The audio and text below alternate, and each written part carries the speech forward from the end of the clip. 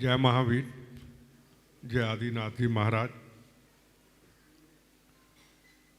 मैं आज बड़ा भाग्यशाली हूँ कि मुझे परमान सागर जी महाराज के तपस्वी समाज को, दुनिया के अंदर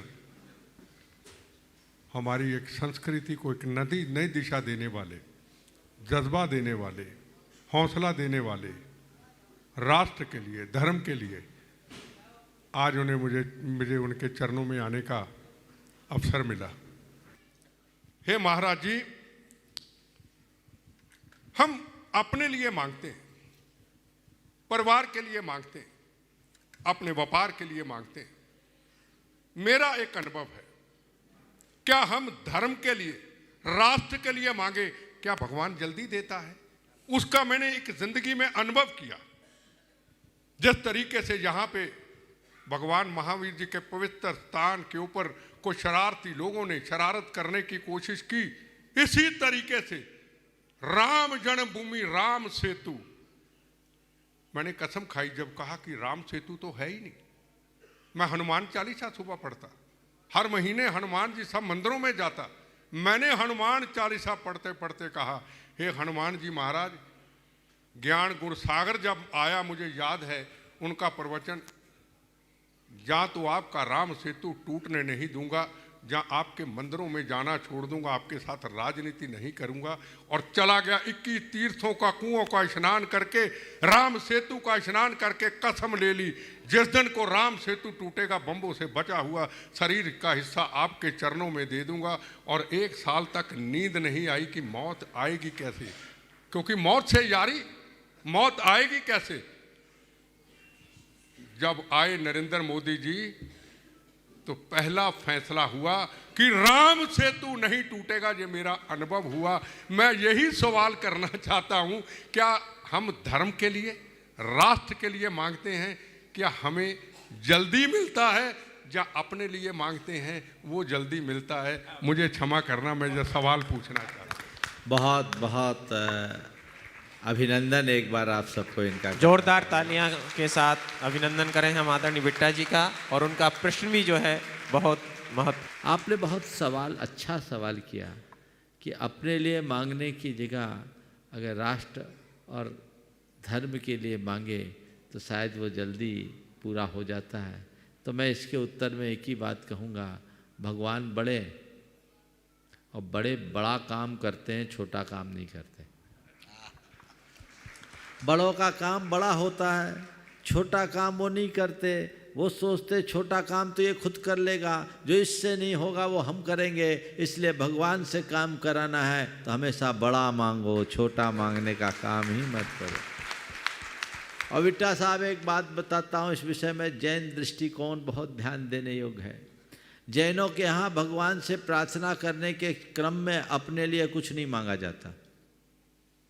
ऐसा कहा जाता है कि तुम भगवान के सामने अपने लिए कुछ मांग रहे हो तो तुम याचक हो, अपने लिए कुछ मत मांगना। तुम्हें जीवन मिल गया, जन्म मिल गया, तुम सब कुछ पा गए, तुम इतने समर्थ हो कि सब कुछ पा सकते हो। मांगना है, प्रार्थना करना है तो क्या करो, क्षेमम सर्व प्रजानाम प्रभुवतु बलवान धार्मिको भूमिपालः काले कालच च सम्यक वर्षतु मघवा व्याधियो यान्तु नासम दुर्भिक्षम चौरमारी क्षणमपि जगता मास भुजीव लोके जैनेन्द्रम धर्म चक्रम प्रभुत सत्यम सर्व सौख्य प्रदायी।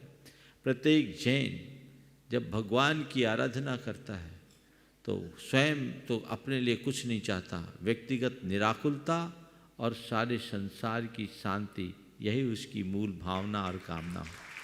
तो अंत में शांति पाठ करते हुए कहता है, भगवान होवे सारे प्रजा को सुख, मेरे घर में नहीं, सारे प्रजा को सुख, होवे सारे प्रजा को सुख, तिल भर न रहे। वो नीचे चले गए। सोवे सारी प्रजा को सुख, बलयुत हो धर्मधारी नरेशा, होवे वर्षा समय पे तिल भर न रहे व्याधियों का अंधेसा। होवे चोरी न जारी सुसमय भरते होए न दुष्काल भारी सारे ही देश धारे जिनवर वृष को जो सदा सौख्यकारी। तो होवे सारे प्रजा को सुख, मेरे घर में सुख नहीं, और जब सबको सुख मिलेगा तो मुझे मिलेगा ही मिलेगा। इसलिए आपने बिल्कुल सही कहा है, अगर मांगना ही है तो बड़ा मांगो, छोटा क्या मांगना। जब सबको शांति होगी तो मेरा नंबर तो अपने आप आ जाएगा। भगवान के चरणों में स्वार्थी बनकर मत जाना, परमार्थी बनकर जाना। जो खुद की बात करता है वो स्वार्थी है, जो स्वहित की बात सोचता है वह स्वार्थी है, और जो सर्वहित की बात कहता है वो परमार्थी है। हमारी संस्कृति स्व से सर्व की ओर बढ़ने की है, और ये तो सर्वात्म भूतात्म भावना का मूल है। तो हमें स्व से सर्व की ओर बढ़ने का प्रयत्न करना चाहिए, उस दिशा में आगे चलना चाहिए। आपने जो उद्गार व्यक्त किए हैं बहुत अच्छी बात है। आपने कहा 2 बार कि मेरा शरीर बमों से छलनी हो जाए। मैं समझता हूँ ऐसे लोगों के लिए बम भी कम पड़ेंगे, और ऐसे लोगों की शरीर छलनी नहीं होता, उनका तो रत जर्रा जर्रा लोगों के लिए प्रेरणा बनता है। आप ऐसी ही प्रेरणा लें और जिस मिशन पर आगे बढ़ें उसमें आगे बढ़ें। बहुत बहुत धन्यवाद।